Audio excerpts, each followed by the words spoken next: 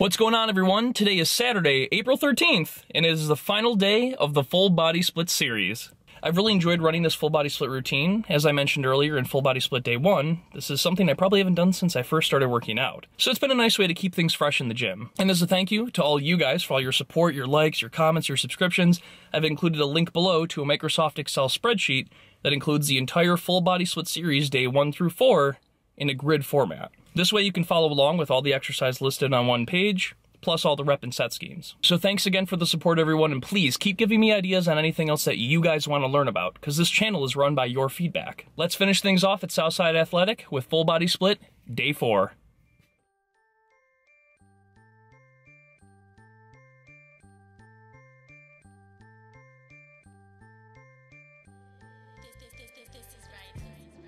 In full body split day 2, we performed the bench press in a hypertrophic rep range. Today, we'll be performing the bench press in a strength rep range with 2 to 6 sets of 3 to 6 reps. Hey guys, quick aside before we start the bench press exercise. We need to define something called biacromial distance, or breadth, which is defined as the space between the two acromion processes, or the tips of the shoulder blades. For your own practical applications in the gym, if you don't happen to have one of these, what you can do is touch that deltoid muscle at the top of the shoulder blade and go as lateral as you can go until you feel that nice bony process. So why don't you come in here and see, you see this nice bony landmark right here on the edge. That's the acromion process, and if you see end to end here, here's each of Stan's acromion processes. So that's the biacromial distance there. Now in the gym, feeling it on yourself, it's about shoulder width. So if you were to bring both your arms out, they'd line up pretty nicely with your acromial distance. In some of the studies we're about to talk about, they're going to mention biacromial distance, which is why I wanted to make sure that you guys had a good understanding of that before we moved on. Let's get back to the bench press. The effect of grip width on bench press performance has always been a hot topic among bodybuilders and powerlifters.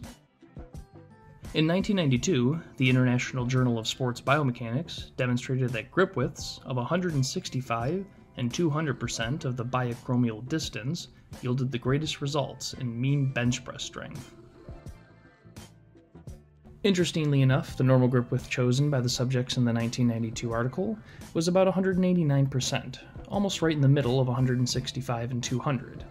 So the greatest strength tended to occur at the grip closest to the subject's normal training position. Another example of why training specificity drives performance.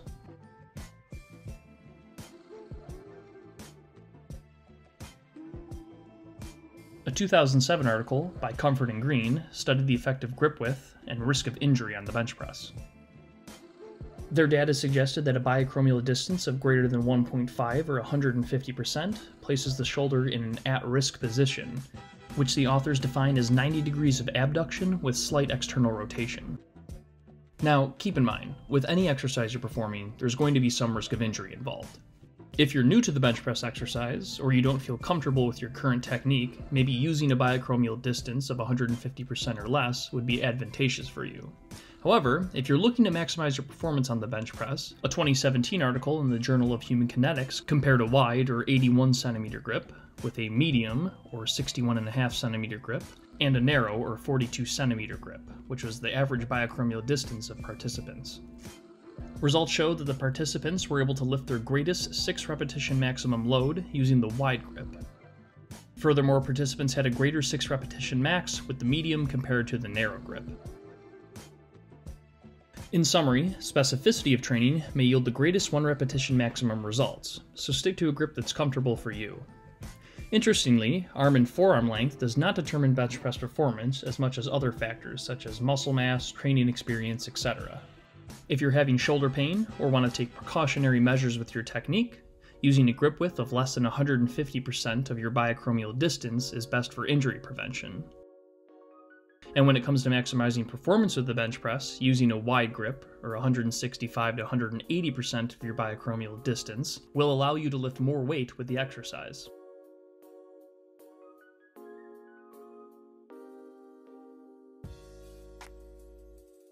Next up, we have the standing shoulder press for 3 to 5 sets of 3 to 5 reps. The reason I'm choosing this rep and set scheme for the standing shoulder press is to work on muscular power. You'll notice during the concentric, or the lifting portion of this exercise, I'm slightly bending my knees, then exploding up. driving the momentum through my shoulder joints to press the bar overhead. Slightly bending your knees during the shoulder press exercise isn't necessarily cheating, depending on your exercise goal. And since mine is to develop muscular power during this exercise, I want to exert as much force as I can in the shortest amount of time possible. Oh, the shirt's coming off of this one? This dude doesn't joke around. If you guys remember from Full Body Split Day 2 with the front squat exercise, we talked about the importance of protracting or bringing your scapula forward. Same thing applies for the shoulder press.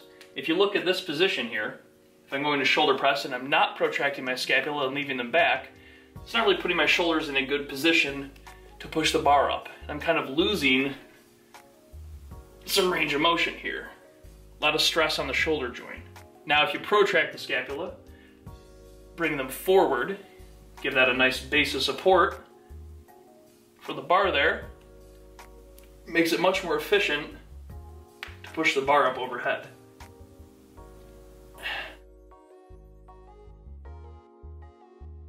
Recently I've been changing the way I perform pull-ups, and rather than doing high reps at my body weight, I've been adding an external load and performing them in the strength rep range. I've definitely noticed a difference in my lat width using a weight belt. Plus, since progressive overload drives muscular hypertrophy, you can only get so far using your body weight on the pull-up. However, if you are new to pull-ups or feel like your pull-up form is lacking, I would start with your body weight and work your way up to the weight belt. Much like the lat pull-down exercise from Full Body Split Day 3, I'm using a medium grip for the pull-up, as it also elicits the most activity in the lats. You'll also notice my eccentric or lowering phase is pretty exaggerated here. You don't necessarily need to use my cadence, but a controlled descent is important for muscular growth. In Full Body Split Day 2, we performed conventional deadlifts using a straight bar. However, today, I'm using the hex bar.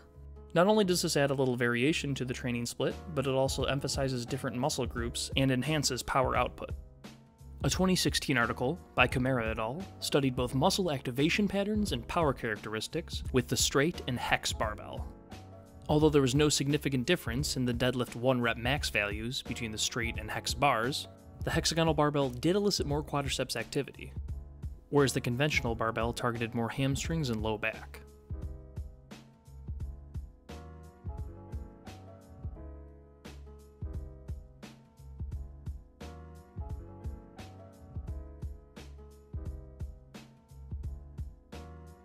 In addition to increased quadriceps activity, the hexagonal barbell demonstrated higher peak velocity, peak force, and peak power than deadlifts using the straight barbell.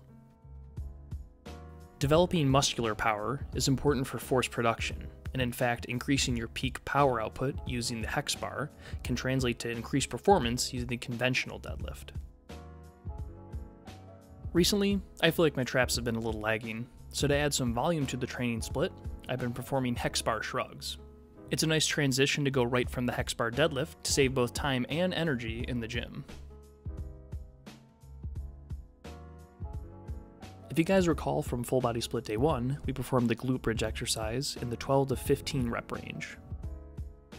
However, today, we'll be performing 3 to 6 sets of 6 to 12 reps, with the goal for hypertrophy rather than muscular endurance. I have a pretty complex setup here for my glute bridges. It definitely takes a while to set up, but if you guys remember, you can always use a leg extension machine for the glute bridge exercise as well, if you don't mind embarrassing yourself. Oh, and when you're setting the bar down,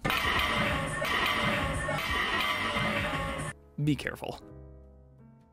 Finishing off day 4 and adding a little more trap volume with the face pull exercise.